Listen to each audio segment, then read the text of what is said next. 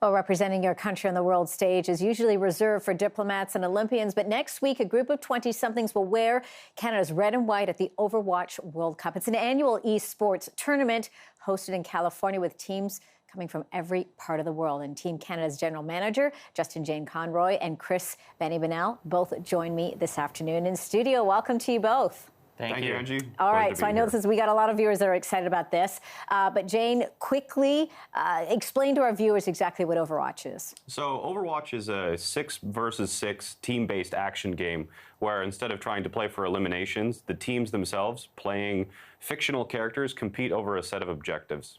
Okay, and this is the 4th time Canada has participated. Canada's done pretty well, placing 3rd last year, 2nd the year before. You guys went up against South Korea in the finals that year. Are they still the ones to watch for in this event? Could they take it all? Oh, certainly. South Korea has shown that they are dominant, not just in Overwatch, but in esports as a whole. And another dark horse could also be China. They're a little bit slower on the development, but it's a very large country with a lot of resources. And they're another one that we're looking out for that we're going to have to compete against in order to show that we're the best. The skill and technique is pretty incredible. I think a lot of people don't actually realize what's involved on this and all the training and whatnot. Talk to me a little bit more about that in terms of preparation for a tournament like this. Well, this week we're up here in Toronto. Bell Canada was gracious enough to provide us a facility to boot camp. So we flew up the team here to practice in person. And it's very much like you would prepare for any regular sporting event. We have sports psychologists coming in. We're monitoring the players' diets and exercise to make sure that they're not just well-suited in the game, but healthy individuals with a good frame of mind going into this, well, international competition. Wow, talk about the pressure. Any rivalries? We know in the Olympics, of course, Canada versus the United States. Same kind of deal here? Absolutely, and there's actually, with the Team USA, there is another, myself, I work for a team in the Overwatch League itself that's part of the Dallas Fuel. And another one of the coaches, Tickety, he goes by the name Tickety in game, is the head coach of Team Canada this year. But the head coach of the Dallas Fuel this year is also the head coach of Team USA. So not only is it this international rivalry between Team USA and Team Canada, but the coaching staff between the two teams actually work on the same team during the regular season. So there's some pride on the line. There's some pride on the line. And Bani, no pressure on you, but you're going to be representing Canada on this major stage in California.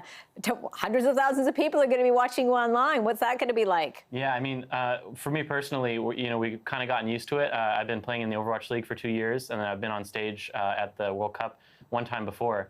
But it's still, I mean, you still feel the pressure, right? When you're walking up onto stage, when you're getting set up, it's very nerve-wracking. You know that there's a ton of pressure, but once you're in the game, it feels real, it kicks in your instinct, all the things you practiced for, and so you kind of calm down and you're just in the zone at that point. And you have coached, you're a coach for Dallas. My understanding is there any kind of difference now that you're representing the red and white? Oh, there's always an extra little bit of pride. I have no shame about showing my patriotism and love for Canada.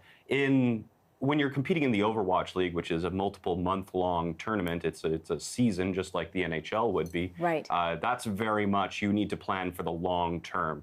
But here, we only have one weekend. It's one tournament. You either perform or you don't. So the entire mindset is completely different. In the league, you need to perform at a consistently high level. Yeah. But when we're going into the World Cup, we're going against Team USA. We're wanting to show that not only Canada's better than Team USA, but also that we can compete with the powerhouses of South Korea and China. When we go into that, we're giving it 100% leading up to this tournament. There's nothing left on the floor. I've got like 10 seconds left, but from both of you, Olympics, would you like to see this become an Olympic sport? Yeah, I would be happy to.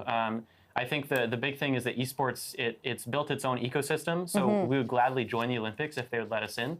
But at the same time, we are building our own thing here, and we can survive without it.